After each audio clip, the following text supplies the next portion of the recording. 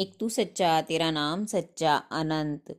पृष्ठ 544। सतपुरुष बाबा फुलसंदे वाले कहते हैं, हे परमेश्वर, मैं एक विशाल वृक्ष बन जाता हूँ जिसकी छांव तले बहुत सी आत्माएं आकर विश्राम करती हैं और तुम्हारे दिव्य प्रेम की याचना करती हैं। धनपति ने पूछा, बहुत से कहते हैं कि जब तुम परमेश्वर की आराधना करते हो तो देवताओं की मूर्तियां गुरु गद्दी में क्यों हैं?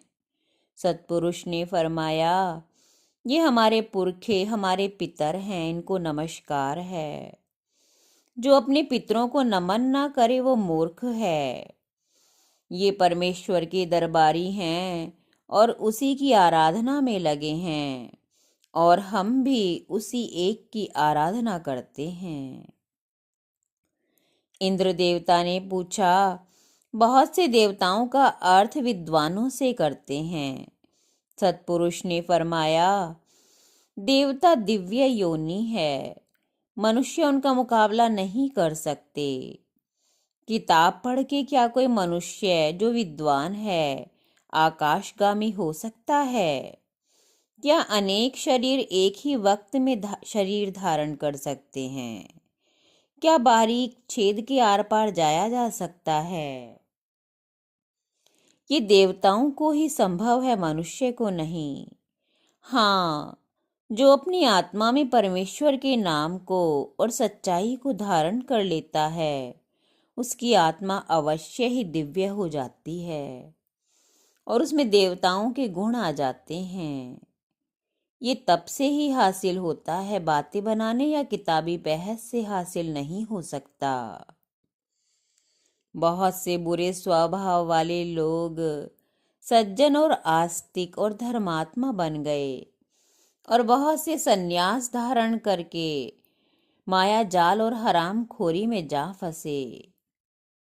ये काल चक्र है जो जीवों को कभी ऊपर कभी नीचे ले जाता है।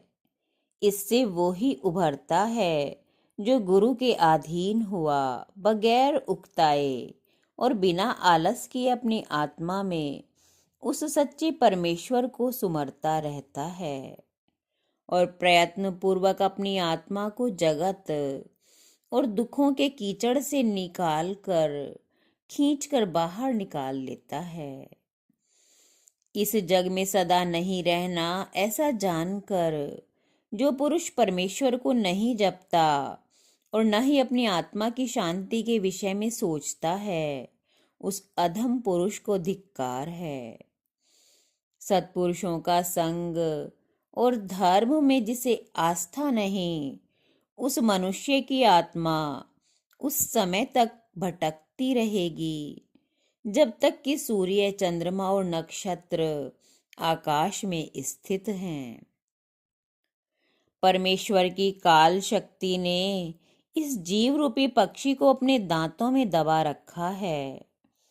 दुखों से आक्रांत, ज्ञानहीन, राग द्वेष और इंद्रियों के विषयों के आगे नतमस्तक हुए दुख भोगते हैं।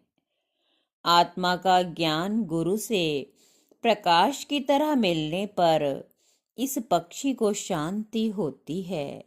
एक तू सच्चा तेरा नाम सच्चा।